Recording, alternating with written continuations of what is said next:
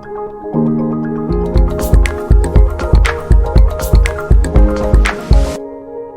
kan ketika kita mencantumkan ke agregator untuk mempublish lagu kita untuk rilis di digital platform kan harus mencantumkan label.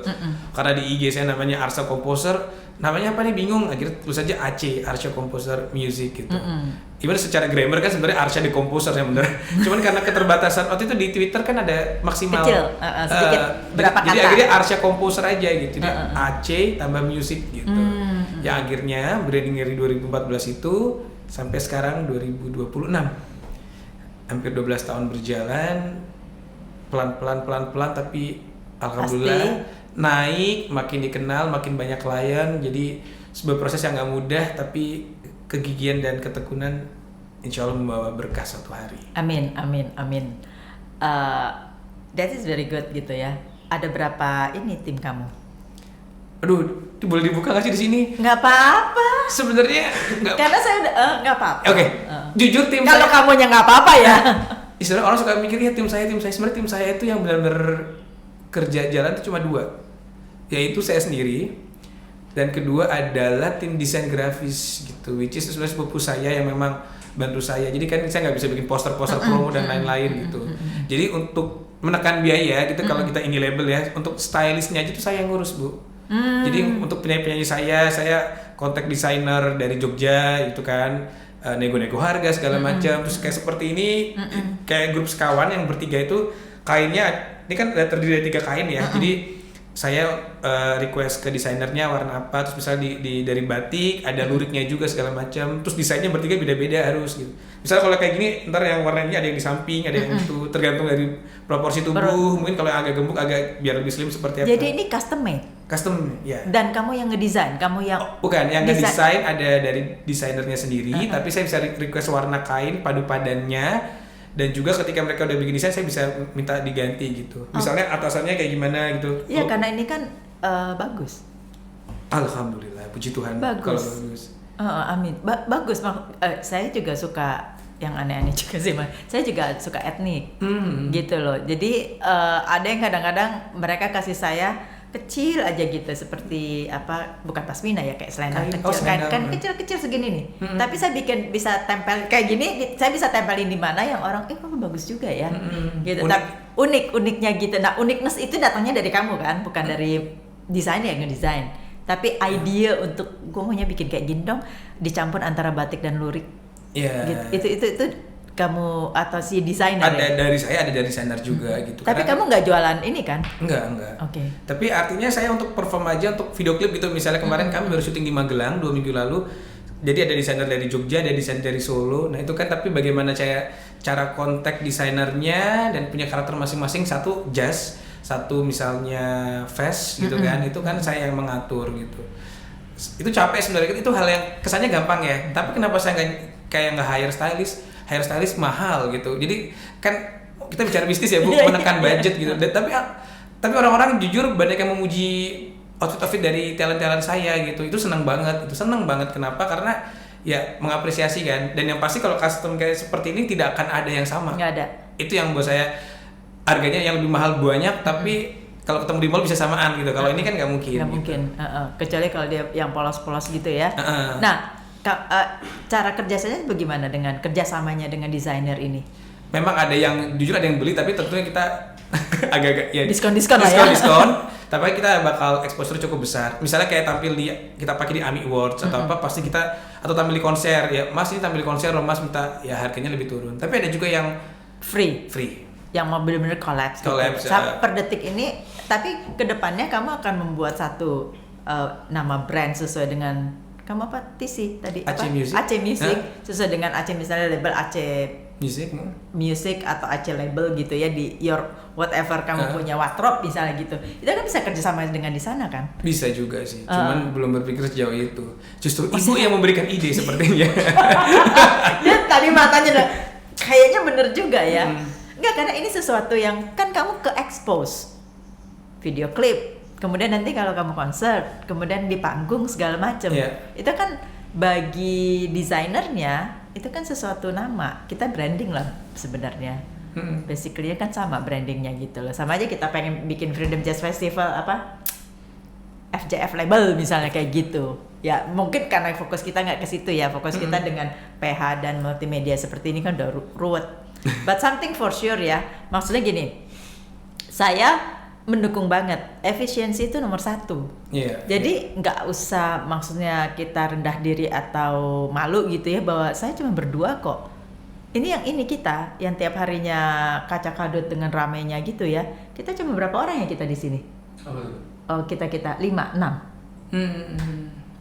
Tapi kalau ada project ya tentu kan kita ada freelancer segala macam. Jadi yang kita lihat itu bukan yang ada di sininya, tetapi project-projectnya. Seperti kamu itu kan konser-konsernya segala macam. Setahun bisa berapa konser kamu bikin? Atau setahun sekali aja? Oh, konser yang kami bikin sendiri ya setahun. Kadang ya bentuknya bisa yang konser yang benar-benar pakai live musik besar, ada juga di showcase mungkin kayak di restoran yang hanya kapasitas 50 orang gitu. Kemarin 2025 2 kali gitu. Tapi itu kan memang lebih banyak yang kami tanda kutip yang lebih capek-capeknya gitu. Cuman ya alhamdulillah udah banyak yang mengundang talent-talent saya. Branding mungkin ya, kamu jangan bilang capek-capeknya. Kamunya nge-branding bahwa ini loh saya. Iya, lagu-lagunya banyak. Jadi kayak kemarin 2025 itu karena hampir satu dekade lebih, lumayan konser paling besar yang pernah saya buat gitu. Ya mungkin bukan konser yang besar kayak orang-orang di JCC ya, tapi untuk di Usmar Ismail 430 kapasitas, lalu dengan ada live orchestra itu dan ada waktu itu kami mengundang Rimar juara Indonesian Idol yang season 2 tahun 11 setelah Liodra, sebelum Salma. Terus ada Barsena, Bestandi yang juga idola saya banget. Jadi seneng banget kemarin, bisa dibilang orang-orang mengatakan konser terbaik Arsya Composer gitu. Jadi lagu-lagu saya dinyanyikan oleh Rimar, dinyanyikan oleh Barsena dan beberapa pendatang baru yang memang kualitasnya patut diacungi jempol. Mantap banget. Kamu ada berapa lagu? Yang sudah rilis di digital sekarang 80 lagu. Bukan saya ngomong ya, yang sebelah situ. 80 karya rekam tapi 70 karya cipta. Jadi ada lagu-lagu yang di-recycle ya. Jadi yang rilis baru minggu lalu rilis. Banyak banget, kamu kaya banget loh itu. You're very rich ya. Kaya hati apa kaya apa? Kaya semuanya. Amin, kaya semuanya. Itu kaya. Maksudnya kaya itu kan tidak dilihat dari berapa cash yang kamu pegang. Nah, kalau sekarang bayangkan dari 80 nih, ini kan digital yang kamu bilang tiba 2 juta. Yang streaming kan bisa ngebayangin gak 80 itu 10 aja tiba-tibanya itu ada rezeki 10 tahun kemudian. Makanya orang suka bilang lagu itu nggak tahu kapan naiknya gitu. Dan buat saya bicara tadi teman-teman saya yang di hukum UI terus terang secara aset lebih banyak dibandingkan saya sekarang. Ngeliat mereka keluar negeri hampir mungkin setahun 2 kali gitu kan, mobil mewah. Kalau orang bilang selalu nggak insecure gitu, jujur di awal-awal ada, tapi semakin lama definisi sukses setiap orang beda-beda. Dan saya syukuri banget karena 80 lagu dan insya Allah akan bertambah terus dong gitu, di atas 100 nanti. Even sampai saya 70 tahun setelah saya meninggal itu akan tetap menjadi hak ahli waris saya gitu kan. Artinya apa? Bahwa saya diem pun nanti kalau lagu itu suatu hari ada yang naik 1, 2 atau bahkan semuanya naik, itu bisa jadi keberkahan buat warisan anak cucu gitu ya tanpa kita sadari gitu. Tapi kan kalau mobil harga kayaknya turun ya. Iya nggak sih Bu? Bener. Nah, gitu. Iya dong, depresiasi. Jadi ngomongnya bisnis banget ya. Bisnis banget. Jadi orang suka bilang ini kepuasan batin aja, tapi duit lo kan belum banyak nih saya dibandingkan yang lain ya. Kita bicara membandingin sama teman-teman saya yang seumuran yang berasal dari kampus yang sama. Tapi lagi-lagi satu, passion dan ketenangan hati itu ngaruh banget ternyata. Teman-teman saya yang mobil sudah sangat banyak dan rumah di Jaksel gitu malah iri ke saya bilangnya, maksudnya ya secara batin dan gitu. Dan kebahagiaan itu lebih kita yang tenang daripada bukan pernah dengar. Sekarang makin kesini apa karena saya ngeklik satu akhirnya keluar semua tuh yang notaris, yang pengacara. Tiba-tiba kena serangan jantung. Plup. Iya. Jadi kayaknya pilihan kamu bener deh. Ya semoga ya gitu. Yang penting awalnya bapak saya kurang merestui karena kan awalnya saya yang lebih banyak keluar biaya gitu. Tapi lama-lama ketika tahun ketiga kalau misalnya bapak udah merestui, ya itulah rezeki keluar. Karena saya percaya restu orang tua itu sangat penting. Betul. Gitu kan. Betul. Dan ya prosesnya emang nggak mudah banget, tentu banyak air mata yang muncul gitu kan, dihina, benar-benar dihina segala macam. Dihina sampai segala macam itu. Sama mungkin sama orang saudara gitu. Oh enggak, tapi maksudnya sama media. Boleh nggak sih ngomong gitu? Boleh aja, kan Ya, medianya doang, jangan sebut nama. Iya. Sama misalnya sama ada ya nggak banyak ya, tapi ada berapa gitu. Sama musisi itu, sama netizen juga bukan mungkin emang ada gitu. Down tuh pasti ada gitu. Saya kalau sama sahabat saya itu tahun ketiga mau keluar, tahun keempat mau keluar, udah yuk yang penting udah ada lagu 20 lagu rilis, udah bersyukur. Senang. Gitu kan, ini buat masa depannya, yang penting passionnya udah dilakuin. Dilalah ada yang percaya lagi untuk semangat bikin lagu, semangat lagi. Apa yang membuat kamu kuat setelah kamu jatuh, diinjek, di crush gitu? Support system ya, keluarga sama sahabat sih luar biasa. Jadi mereka bener-bener dukung saya yang, gimana ngomongnya, sahabat saya tuh bener-bener sebaik itu gitu. Ada karya baru langsung dipromosiin di sosmed gitu. Saya percaya mau followers 1000 mau followers 100, setiap ada orang membantu menyebarkan lagu kita tuh berdampak gitu loh Bu. Yang nonton di story cuma satu orang, tapi satu orang itu tetap punya kenalan siapa, butuh lagu, rezeki lagi gitu. Saya percaya kekuatan itu membagikan gitu, keberkahan. Berbagi. Karena bukan kebetulan kata berbagi kan mirip sama kata berbagi ya. Seolah-olah dengan berbagi kita bisa berbahagia. Jadi saya senang banget banyak orang yang membagikan kebaikan ke hidup saya, dan insya Allah begitu pula gitu. Ya, dengan lagu-lagu kamu hit atau dinyanyikan itu kan satu kebahagiaan bagi yang nyanyi dan juga yang mendengarkan. Betul. Yang mendengar itu kan memang tidak semua suka lagu tersebut, tapi yang suka dan kena banget dengan kehidupannya mungkin ya, itu kan sesuatu. Kamu kepikiran gak sih, kamu berkarya 10 tahun nih, 10 tahun kan? Yes. Udah 80. Iya. Berarti satu tahunnya kamu berproduksi berapa? Setahun mungkin ada yang 5, tapi kayak 2024 ada 15 gitu. Iya, 10 tahun kamu 80 lagu loh. Iya. Itu. Itu. Iya, itu jawabannya kamu baru kali ya? Iya, iya juga ya.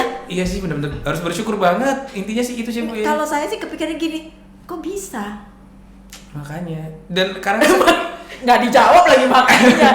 Makanya kok bisa ya? Kok bisa? Karena kan saya banyak lah berbicara dengan yang komposer, yang mencipta lagu, yang segala macam kayak gitu. Itu kan mesti tunggu, ya itu yang tadi kita bilang awalnya mood, kemudian hatinya nggak genah nih, nggak dulu deh gitu kan. Nah, setahun tuh belum tentu jadi satu. Nah, kami nih 10 tahun 80. Berarti setahunnya berapa? Ya, ada yang 5 aja, tapi ada yang belasan. Jadi kalau di sebulan satu dong. Rata-rata iya. Kadang ada, ini bulan ini rilis 3 kebetulan. Jadi satu talent saya, grup vokal sekawan, lalu ada 2 klien rilis di bulan ini, Februari ini. Dan yang lucu, 3 lagu yang rilis ini bukan lagu religi, kan udah puasa nih. Iya, udah mau puasa. Dan tetap tanda kutip nekat kita rilis lagu biasa aja, karena ya lagu pas puasa juga denger lagu-lagu tentang persahabatan, nggak ada masalah juga kan gitu. Lagu-lagu patah hati juga nggak masalah kan. Iya, nggak masalah. Jadi ya itulah. Itu sesuai permintaan kan, sesuai demand, sesuai order. Ini yang rilis 14 Februari di hari Valentine. Itu lagu patah hati. Tapi kliennya minta lagu patah hati rilis tanggal 14 Februari ya nggak apa-apa juga gitu. Karena tiap orang punya strategi masing-masing untuk nanti bagaimana merilis, bagaimana nanti mempromosikan karyanya. Dan saya percaya sih itu dia momennya lagu akan naik tuh nggak ada yang tahu kan. Iya, betul. Lagu-lagu 80-an tiba-tiba naik lagi di berarti TikTok. Digital ini betul-betul salah satu supporting sistem kamu dong. Iya. Karena kan sesuatu yang orang pikir wah nggak ada apa-apanya, tiba-tiba tahun depan naik. Ya, amin. Iya kan? Iya. Banyak yang terjadi seperti itu. Jadi ada yang memberitahu ke saya, tetaplah berkarya. Berkarya itu memang punya tujuan. Tetapi kalau berkarya itu dari your passion kita, ya lanjutkan terus. Jangan mengharapkan bahwa saya mengerjakan ini nanti dapat nih 10 juta. Saya mengerjakan ini nanti dapat nih streamingnya 1 juta, misalnya gitu kan. Tapi once kamu berkarya dan kamu puas, bukan orang lain yang puas loh. Kamu sendiri puas, ya teruskan aja. Karena kita nggak pernah tahu kapan itu naiknya. Ada yang ngomong begitu memang. Betul. Jadi saya melihat kamu tuh kayaknya produktif banget. Amin. Berarti kamu tidak ada kendala apapun untuk menciptakan Untuk compose, untuk apa ya? Enggak juga, bukan kadang saya bilang tadi satu lagu saya bisa 10 menit.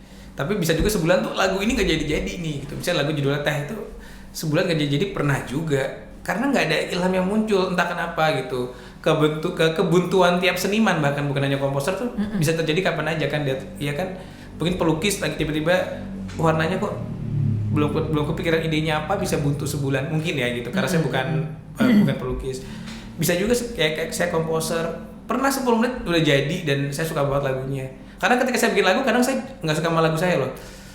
Kayak kurang suka ya. Tapi pas saya kasih ke lain malah suka. Ya udah kalau dia memang mau ngambil gitu. Oh, kamu bisa seperti itu atau oh bagus. Saya bagus bisa objektif loh, lagu saya menurut saya ada lagunya. Kamu nggak ini ya, nggak apa namanya, egois. Oh, Sebagai egois seniman, ya? bukan egois, idealisme. Idealis ya. Jadi intinya adalah gue nggak suka masukin ke kolong, nggak peduli dengan. Ya, kalau sampai level nggak sukanya menurut saya jelek, saya ngulang. Tapi ada kan lagu yang benar-benar lagu saya ini bagus banget, ada yang biasa aja, tapi coba dia share ke klien gitu, malah klien bisa suka banget itu misalnya. Itu Jadi sih. kamu udah ke industrial sebenarnya, udah mencipta lagu itu udah ke industrial, udah ke komersial. Jadi enggak 50% masih idealis karena kamu pasti mempertahankan kualitas kamu dong. Tapi 50% itu kamu objektif. Bahwa yang penting gue bukan yang penting gue dibayar, bukan, tetapi kliennya suka banget nih, padahal gue sukanya cuma 60%, mau gue rubah, nggak apa-apa deh, gitu loh. Karena banyak seniman, nanti saya ngomongnya diomelin lagi. Ya ada beberapa lah ya, yang nggak mau, dia maunya so perfect gitu loh. Terus dia kasih ke klien, dan belum tentu kliennya setuju, suka. Malah ada yang cerita juga, kadang yang dia masukin ke kolong itu yang disukai oleh klien. Dan bisa hits ya kalau nggak salah gitu. Banyak yang begitu. Pernah dengar cerita sama musisi-musisi besar, bener kan? Ya berpendapat demikian, lagu yang udah hampir dibuang malah dipilih label dan malah yang hits yang itu gitu. Malah yang itu. Jadi kamu sudah membuka diri untuk hal-hal yang seperti itu. Kamu punya, kalau boleh tahu, idol atau mentor atau kamu punya ini siapa? Saya pencipta lagu paling suka itu di Indonesia Mas Ahmad Dhani. Jadi gini, Mas Dhani itu karakternya gini, lagunya menurut saya bisa hits, padahal secara chord susah. Jadi lagu-lagu saya menurut orang-orang tuh chordnya nggak ketebak kemana, nadanya nggak ketebak kemana, lagunya menurut orang-orang tuh bagus, tapi sebenarnya bagus tapi susah lagu-lagu saya. Nah, tapi itu stigma yang nggak bagus kan, susah dinyanyikan berarti kan kurang easy listening gitu. Makanya tanpa mengubah idealisme saya, kadang-kadang chord saya dibuat lebih sederhana kayak gitu. Cuman untuk lomba festival, untuk anak-anak itu suka lagu-lagu saya karena lagu festival. Coachnya tuh suka lagu-lagu yang gak gampang ketebak lah chordnya, penuh dengan improvisasi, penuh dengan teknik tertentu gitu. Tapi yang lain juga banyak ngefans Mas Yovie Widianto pastinya gitu ya. Mas Pocky Barata, banyak banget ya kamu ya, 80 sih udah nggak usah disebut lah. Siapa aja yang udah pernah menyanyikan ya? Iya, sama kalau musisi Mbak Maya Estianti, saya juga ngefans sama Bunda Maya, lagu-lagunya gitu. Sayangnya belum banyak, udah nggak produktif ya gitu. Tapi lagu-lagunya beliau tuh apa ya, bisa lucu-lucu gitu loh. Kamu nggak sih? Kamu produktif banget 10 tahun tapi 80 lagu. Ya mungkin kamu tahu sih ngitung-ngitung 80 lagu gitu ya. Tapi kalau nggak ada yang bicarakan gitu kan, kamu nggak ada yang kepikiran. Iya 80. Berarti kamu ada nggak sebulan itu kamu tidak menciptakan lagu sama sekali? Nggak mungkin sih kalau sebulan. Nggak mungkin. Tapi apa nyiptain lagunya momennya pasti ada, tapi yang saya pernah bilang ada satu bulan yang 10 menit sama sebulan itu nggak jadi gitu. Tapi udah ada mentahnya, cuman liriknya belum sempurna. Kok liriknya nggak nemu ya paduan kata yang tepat gitu. Berarti kamu tiap bulan itu pasti aja ada yang kamu produksikan. Ada. Apakah itu jadi final atau tidaknya sih doesn't matter ya. Bener. Tapi kamu tema besarnya udah ada gitu. Dan itu tidak berdasarkan orang yang minta ya. Kamu produksi aja terus. Betul. Karena passion ya nulis lagu ya. Jadi ada kepuasan hati gitu. Orang nggak ada yang beli atau tidak saya pakai buat siapapun, tapi senang aja gitu. Jadi kalau lagu yang udah diciptakan ya lebih dari 100. Nah, cuman saya mau nanya nih. Agak curiga juga. Jangan curiga dong. Maksudnya gini, biar gimana pun kan kalau kita menciptakan lagu, itu kan kita mesti ada sesuatu yang kita rasakan. Betul. Ya misalnya jeritan jiwa lah, kekecewaan, kebahagiaan segala macem. Nah kamu masuk ke situ nggak, ke kategori itu? Maksudnya Ya pasti kan Ya. tiap hari kita ada problem lah ya, maksudnya nggak sampai seperti apa. Itu yang men-trigger kamu bisa seproduktif itu, tidak mengada-ada untuk menciptakan. Bisa iya, bisa enggak. Tapi jujur lagu saya tuh jarang pengalaman pribadi. Ada iya gitu. Pernah sama mantan saya yang beda agama, yang saya udah sayang banget beda agama tuh ada, bikin jadilah lagu gitu. Tapi kebanyakan tuh orang salah menerka gitu. Loh lagu ini kayak pasti pengalaman pribadi banget nih, lagunya Barsena yang Besar Hati judulnya. Itu lagunya dalam banget, saya tuh pasti enggak gitu. Tapi dari orang pasti harus ada cerita dari orang, ataupun saya lihat dari berita. Contohnya lagu yang judulnya Ada buat Elsa Pinky Awahita itu kan dia 13 tahun 12 tahun waktu itu, hampir 13. Saya baru baca berita ada anak usia 12 tahun yang bunuh diri gitu kan, mengakhiri hidupnya karena masalah. Sampai saya mikir 12 tahun zaman dulu kayak nggak teman-teman saya SMP nggak kepikiran gitu loh untuk mengakhiri hidup gitu ya. Akhirnya saya bikin lagu tentang mental health. Tapi mental health biasanya kan lagu untuk yang udah dewasa gitu. Kenapa buat Pinky yang 12 tahun lebih? Karena faktanya ada loh 12 tahun yang saat ini di generasi sekarang tuh yang mengakhiri hidupnya. Bahkan ketika lagu itu rilis, ada lagi saya dengar usia segitu meninggal dengan pola yang sama gitu. Dengan alasan beda-beda, ada yang keluarga, ada yang patah hati bisa sampai 12 tahun. Iya, jadi saya bikin lagu. Saya nanya lagi 12 tahun. Maksudnya kan kita kemana waktu 12 tahun ya masih mikir gitu. Sekolah apa segala. Iya, kalaupun dulu saya SMP udah pernah punya pacar, tapi nggak sampai berpikir patah hati sampai segitunya. Paling ya sedih tapi ya udah gitu kan, makan mie ayam, makan bakso gitu kan. Iya kan? Tapi kan saya nggak bisa menghakimi karena baik lagi level kesedihan tiap orang beda-beda gitu kan. Makanya saya bikin lagu 12 tahun tentang mental health. Awalnya teman saya tuh bilang kok agak berat ya buat Pinky 12 tahun tentang mental health gitu. Judul lagunya Ada. Tapi ternyata bisa relate gitu karena faktanya di lapangan ada gitu. Dan si Pinky-nya ini juga it's okay, it's good. Maksudnya dia membayangkan lagu ini kan tentang perjalanan gitu kan, tentang banyak atau sedikit kamu telah berjuang. Ada kata-kata seperti itu. Jadi dia bisa relate ke kehidupannya sebagai penyanyi anak-anak yang masih berjuang di industri musik gitu kan. Karena dia tidak tahu basicnya waktu kamu menciptakan lagu itu karena kamu nggak kasih tahu lah itu. Setelah jadi itu baru diceritakan dan dia gitu kak gitu. Tapi kamu membiarkan dia dulu menyanyikan, menginterpretasikan sendiri. Oke. Iya. Jadi tetap tidak harus pengalaman pribadi, tapi harus ada triggernya dari cerita nyata orang. Itu mah udahlah puluhan lah ya, tiap hari aja kamu lihat TikTok aja udah pusing. Baik itu anak-anak, orang tua, orang laki, perempuan gitu kan. I see. Terus yang kedua saya mau tanya, kamu buka kelas nggak? Untuk songwriting gitu? Enggak. Ya bisa belum di tahap selevel itulah ya gitu. Tapi ya kalau kamu belum selevel itu, terus ada yang udah bukan songwriting yang nggak ada ini karyanya belum 80. Iya, nggak tahu ya. Belum pede kali ya. Mungkin belum pede. Kayaknya di hari ini saya mendapatkan banyak ilham dari ibu ya. Tadi dari baju. Tapi bener loh itu baju. Yeah. Nah, saya ada satu dikirim dari Kalimantan. Karena kan saya suka lihat gitu ya. Itu aneh tuh. Bajunya outer juga.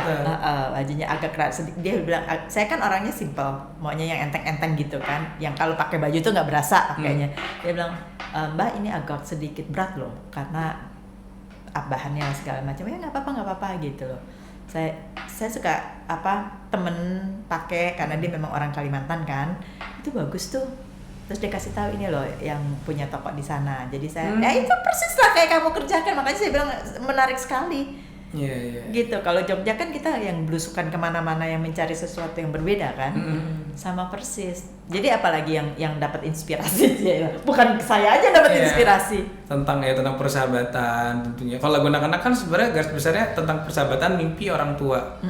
Tapi bagaimana saya menulis lagu tentang persahabatan lagi, tentang mimpi lagi, tapi sudut pandang yang berbeda gitu kan. Kayak yang barusan nulis lagu judulnya 21. Judulnya tuh untuk penyanyi saya sekawan, grup vokal 3 anak cowok. Ternyata itu lagu itu tentang 21 tuh kan secara hukum perdata tuh dewasa. Kita bisa tantangan perjanjian ketika sudah 21. Jadi refnya ada mengatakan bahwa bila dewasa, apakah aku masih bisa bertemu dengan memeluk orang tua dengan sepuasnya gitu. Karena kalau dengan dua persepsi itu, kalau memeluk orang tua kan kita belum tahu orang tua kita masih hidup apa enggak ketika 21 tahun. Yang kedua, ketika 21 tahun biasanya anak tuh meluk sepuasnya ketawa-ketawa tuh kayaknya agak-agak Nggak enak ya? sungkan.